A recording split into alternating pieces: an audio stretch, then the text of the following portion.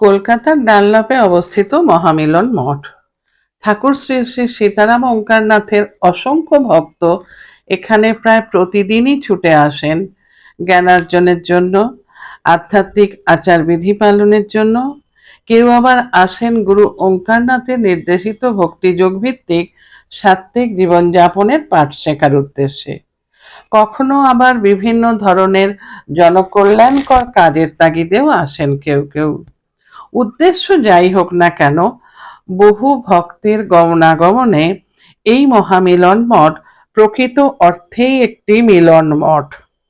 বিশাল জায়গা জুড়ে নির্মিত হয়েছে মঠের বিভিন্ন মন্দির ও নানা প্রয়োজনীয় সেন্টার। মঠের সামগ্রিক ও প্রধান তত্ত্বাবধানে বর্তমানে যিনি রয়েছেন তিনি সর্বাধীশ কিঙ্কর রামানুজম বিঠ্ঠল মহারাজজি।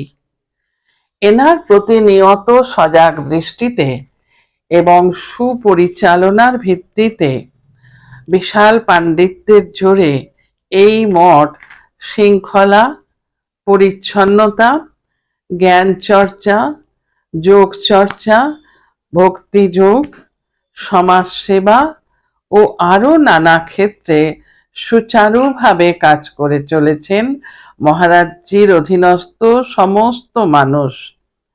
আর তাই সীতারাম ওঙ্কারনাথ ঠাকুরের অমর অস্তিত্ব এই মঠের নিরবচ্ছিন্ন উন্নতি দেখে তার আশীর্বাদী হাত প্রসারিত করে রেখেছেন সর্বদাই।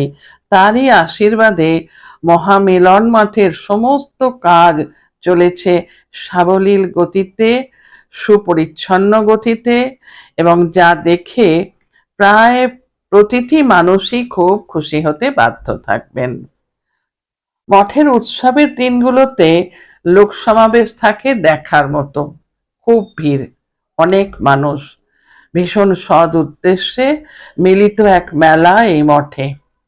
আর এখানের কার্যক্রমও সেই দিনগুলোতে হয় উল্লেখযোগ্যভাবে। আমাদের চ্যানেলের পক্ষ থেকে আমরা গেছি, আবারও যাব, আপনারাও আসুন এই মহামিলন। আমি দেবা মুখার্জি বিশ্বাস, পেশায় ইংরাজি শিক্ষিকা।